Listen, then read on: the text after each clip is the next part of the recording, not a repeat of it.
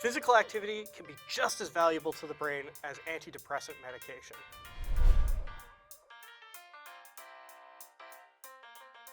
Hi, my name is Dr. Markus Duncan, and I am the data scientist at Participaction, and this is your brain on physical activity.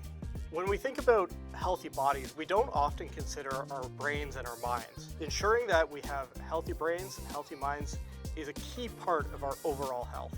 Moving our bodies has just as much impact on our muscles as it does on our brain. We know from various sources of research that there's major impacts on our cognition, which is like how we think, and our memory, and our ability to solve complex problems, as well as our day-to-day mood. When we start moving our bodies, blood starts flowing to our brain, and it also causes our brains to release a bunch of signals throughout our bodies to adapt. Physical activity and exercise is actually recommended as a treatment for depression in Canada now, and that's because being physically active and engaging in exercise has been shown to release the same chemicals in our brain that antidepressant medication uses to try and improve our moods. Physical activity is a bit like giving water to a wilted plant. You add water and immediately it starts to perk up.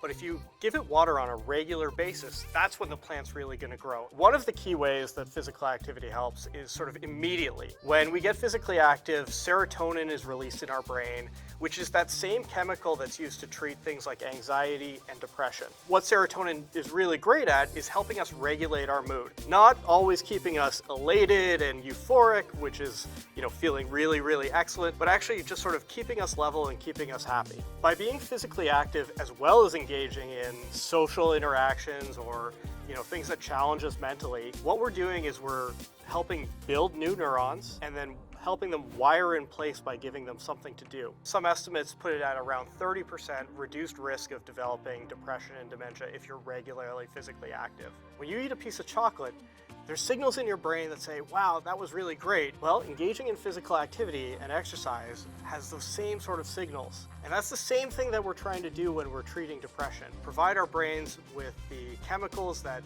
release those signals of feeling good and regulating our mood. All movement matters, and I'm sure there's people who will tell you that certain physical activities have better benefits or bigger benefits, but the best physical activity is always going to be the one that you actually do. As long as you're doing something that you enjoy and you're doing it regularly, you're going to see these benefits.